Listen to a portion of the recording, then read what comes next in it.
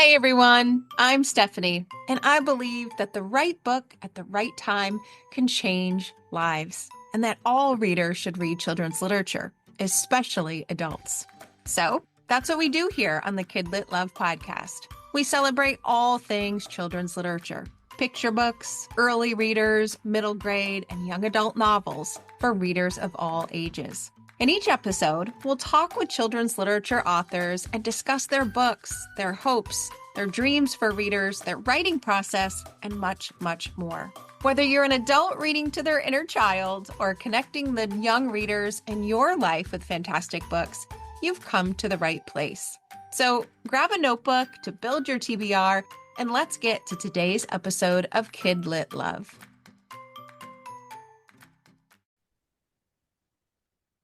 Hey everyone, welcome back to a very special episode of the KidLit Love podcast. I'm Stephanie Affinito, your KidLit loving host, inviting you back to another bookish conversation with a children's literature author. Today, I'm talking with Sandra Magsamen. Sandra is the author and illustrator of many books for young children, including When I Grow Up, I Want to Be Me, Everybody Goes Nighty Night, and Peekaboo, I Love You. She's here today in this very special Valentine's Day episode to celebrate her newest release, 100 Words to Say I Love You, a board book celebrating 100 words of love and filled with the most delightful, lovable illustrations. I can't wait to share this book with you listeners, so let's get right to this bonus episode. Sandra, welcome to KidLit Love. I'm so glad you're here today. Well, thank you. I am thrilled to be with you, and I am so grateful that you've had me on the show today.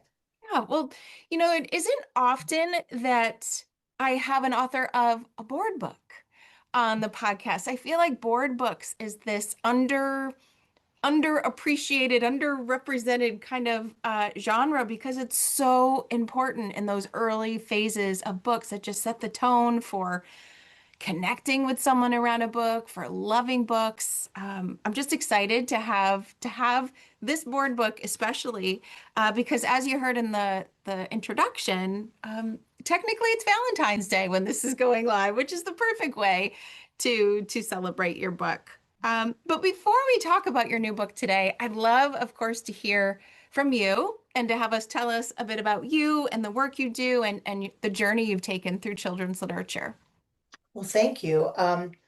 Yes, first off, I couldn't agree with you more about board books. I think board books are fundamental and essential in the publishing industry and certainly in the lives of children. And I would love to see even more love and support of board books, out in the world for sure, because they really matter in the lives of children. As you know, children, first 3 years of their lives, their brains grow in the most exponential way, in the largest way that it'll ever grow in their whole life. So the more we can read and interact and engage with children at that age, the more important it is for them to grow to be all they're meant to be. So it's a fundamentally, essentially valuable tool that we have as parents and caregivers and teachers, our board books.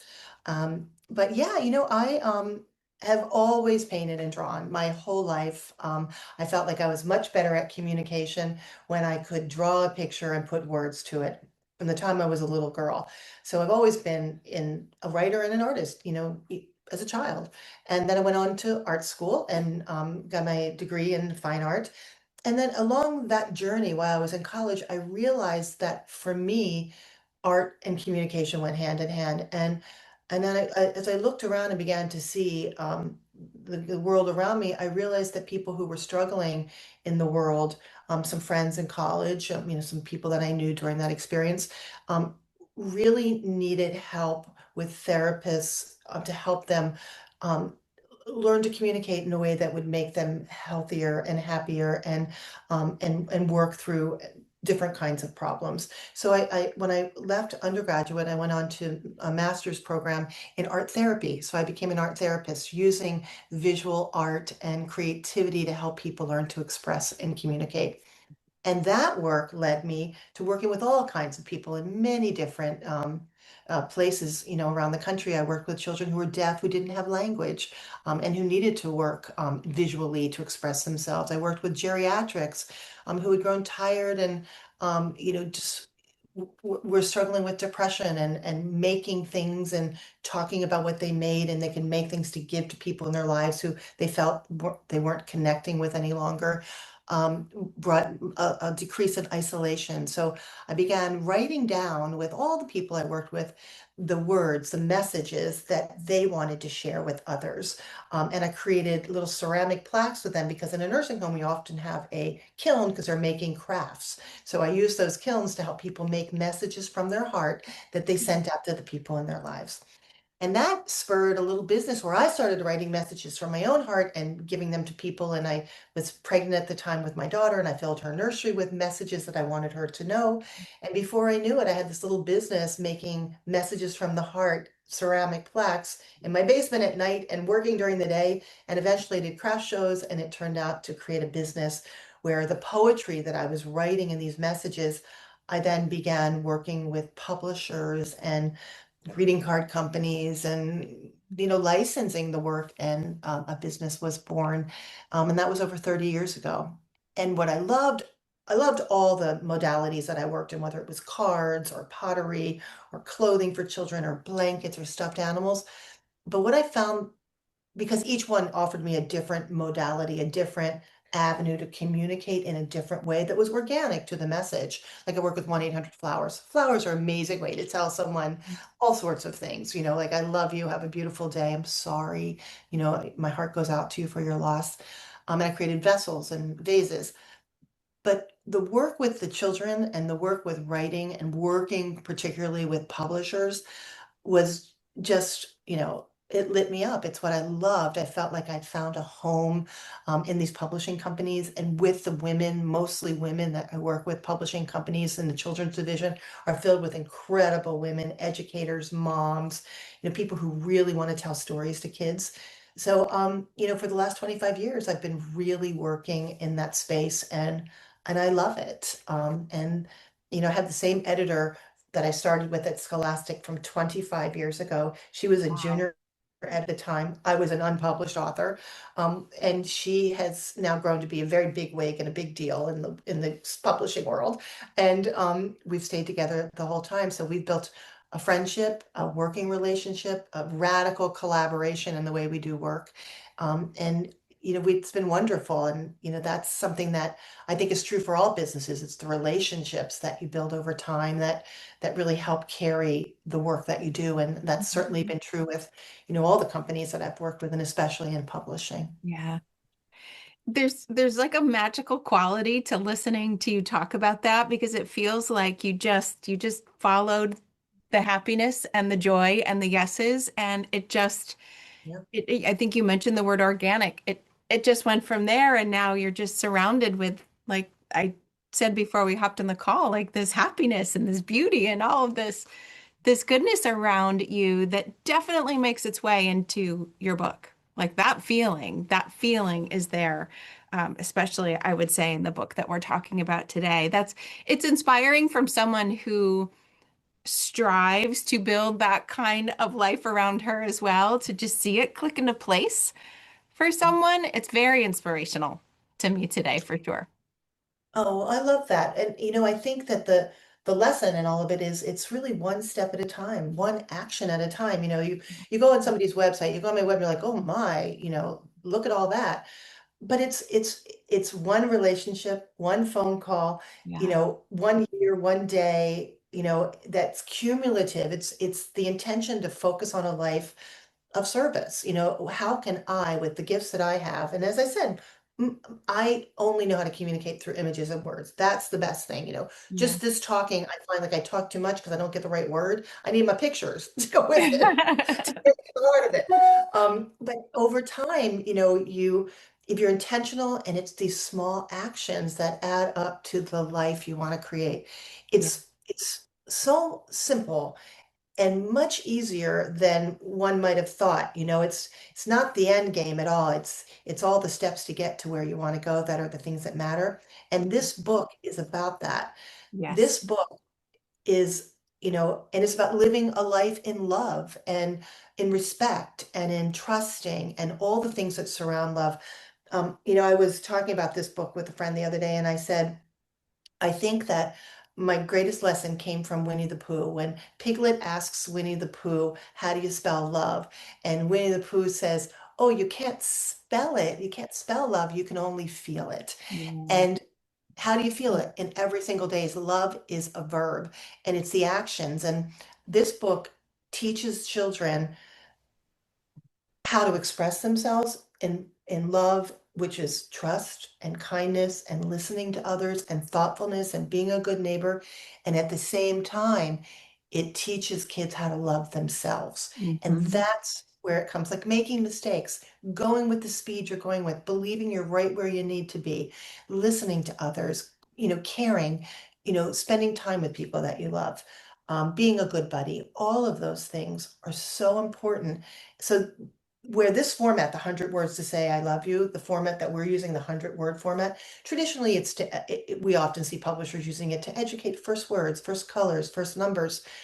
We're using it to share the ways in which children can learn to love and be loved. Yeah. And that emotional intelligence will take us where you want to go your whole life. If you believe in yourself and you believe in your mission, you believe that this makes you happy, what your path is, you will go exactly where you want to go. And the most beautiful thing is you'll go where you didn't expect to go because people will offer you roads and choices and decisions because people are wonderful and there's roads that you'll go down that you could have never dreamt of. Yeah. And that's the fun part and the magic part about living.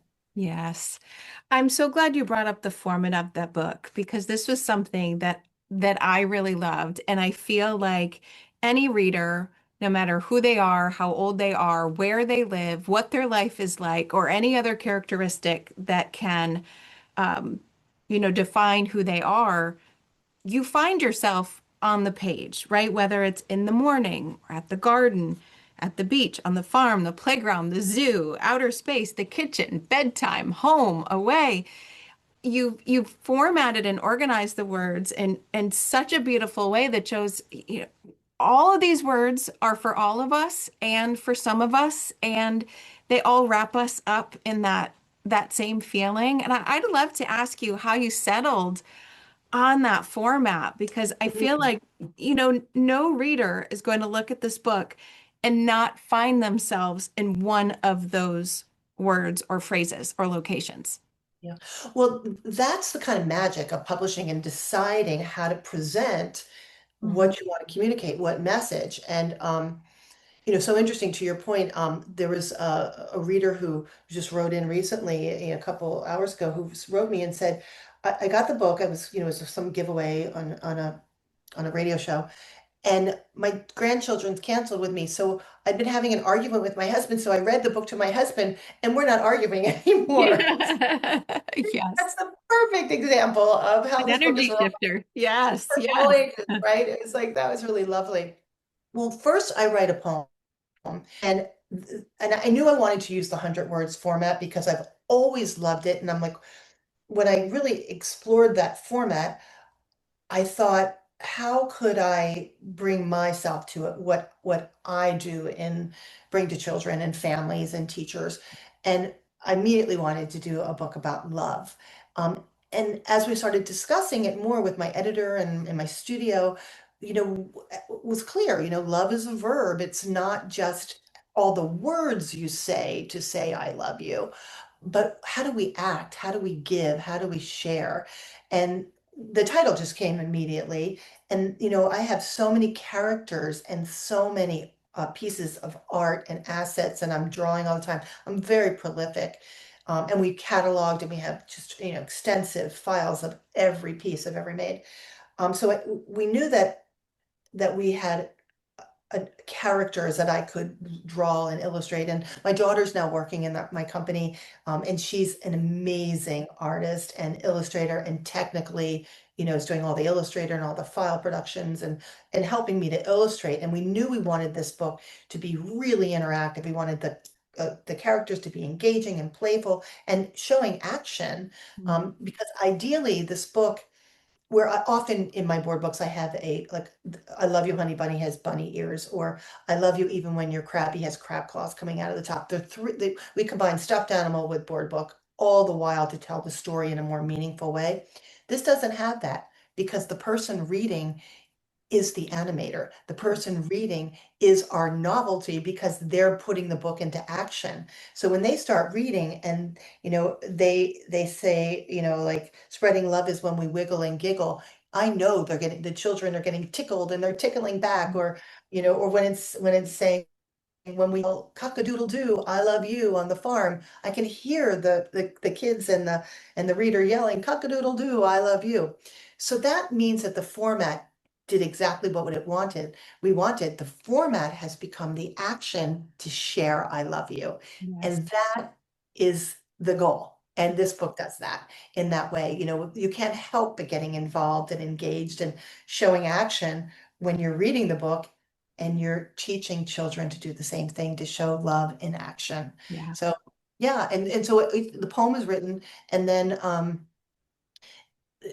once the poem came, we knew that we almost had chapters, and so we could then divide the pages up with the amount of actions on each page to get to 100. And then the characters were there to really tell our story for us and be as fun and engaging and show a lot of movement and articulate in funny ways and in serious ways. There's a range of emotion. Yeah.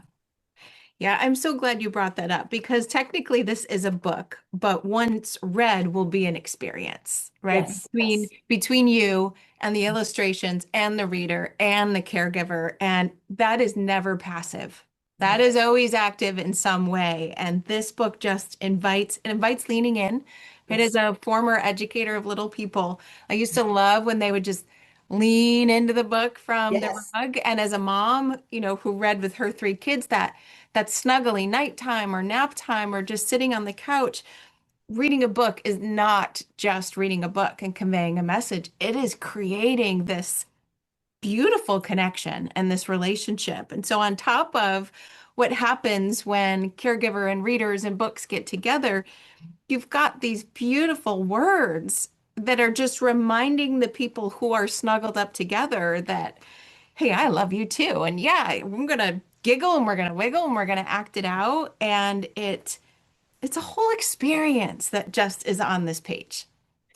Thank you. You have felt the absolute heart of this whole process and this story, because that is exactly what it is. It is really engagement and love and action.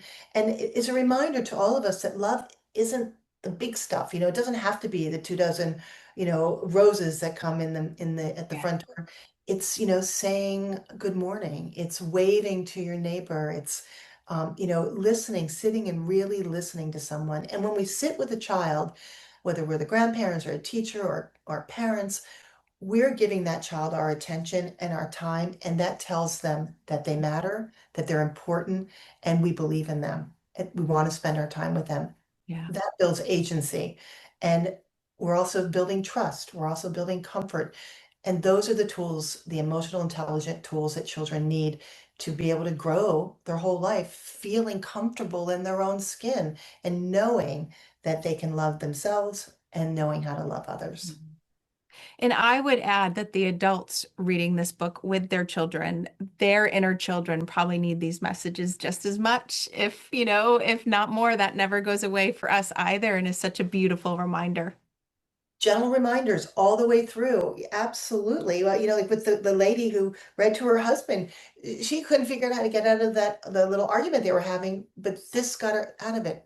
Yeah. That was nonsense. Yeah. It's the days and the ways that we say, I love you. Yeah. Oh, and in the end, words are important, but actions Yeah. matter. And you put them together, you got a powerhouse, your That's superhero, right. That's superpower. right. Yeah. Well, as your new book makes its way out into the world, into readers' hands, caregivers' hands, all over, what is your hope for the book or for the readers who get the chance to snuggle up with it? Oh, I think my hope is very much that we all put a little more love in the world, and we remember that we're all in this together. We're human beings, we share the planet, and let's take care of ourselves. Let's take care of each other. Be a little more kind, a little more gentle, a little more thoughtful. and really realize that we're precious and to take care of one another, put a little more love in the world. Yeah. And, Yeah, and while we may be putting that hope out there on Valentine's Day, if listeners are listening on the day it's released, that's a reminder we need every single day. And your book is just such a beautiful representation of it. Yeah. oh my, thank you, thank you. Yeah, I mean, I think it's one heart at a time. And those hearts together build up to be an enormous tsunami of I think what we need on this planet, which is just more love. And Yeah. I think I read a quote the other day by Elie Wiesel, and it said, "The opposite of love is not hate; it's indifference." And I think we can make a difference in our lives, in our families' lives, in our neighbors' lives, in our communities' lives, in the world, if we show that we care through action, that is loving and gentle and thoughtful. And that's my wish more than ever. Yeah. For, A tsunami of love. It's a beautiful wish. yeah, I can see the illustration. Yes. No, Like where a is the dandelion. Yeah. All where those seeds of love going everywhere. yeah, right. That's what we need. It really is. It really is what we need. Yeah. Where is the best place for listeners to find you online so that they can see all of the other things that you may be working with and of course get access to your books? Sure. So on social media, I'm on Instagram and also on Facebook. It's just my name, Sandra Magsamen. We also have a website that's, very more detailed. And what I love about the website, it gives me an opportunity to give lots of things away. So we have all kinds of activities, art activities. There's some Valentine's Day cards in there you can print out on the printer, black and white, and color them in and share them with folks. There's, all sorts of activities there, depending on what time of year it is and what's going on with the books. But I'm a big fan of encouraging creativity among everyone, not just the children. So there's lots of fun activities there, and it's a little, the website, of course, is a little more detailed about my history and some of the partnerships that I have with publishers and manufacturers and companies. Yeah. Yeah, I'm so glad you mentioned that because this book, will be read as an experience, but how fun to just start capturing all the ways that our individual families show love is beautiful celebrations of that as well. I love that. Yeah, I mean, I think, that would be a fun thing to do on Valentine's Day. Certainly, cards are a wonderful way, but, what are the other ways that you say I love you on Valentine's Day? Whether it's dancing together or blowing a kiss or baking some cookies together, if you're in a warm climate, going out in the garden and picking some flowers, or if you're where I live in Vermont, helping your husband shovel the snow. Lots of ways. So Yeah, it's fun to think about all those little ways that just say I love you. yeah, yeah. Oh, so wonderful. Thank you so much for coming on to the podcast and celebrating your launch of this book. I'm so grateful to be part of it and know it will be well loved. Well, thank you. And I am so grateful for you. Thank you for really seeing me, hearing me, and understanding the heart of the work that I do. It means the world to me. Oh, I am happy to.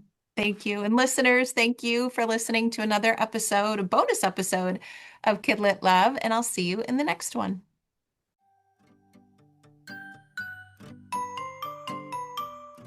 Thanks for listening to today's episode of the KidLit Love podcast. You'll find links to all of the books, resources, and ideas mentioned in the show notes and at alitlife.com. You'll also find KidLit Love on Substack.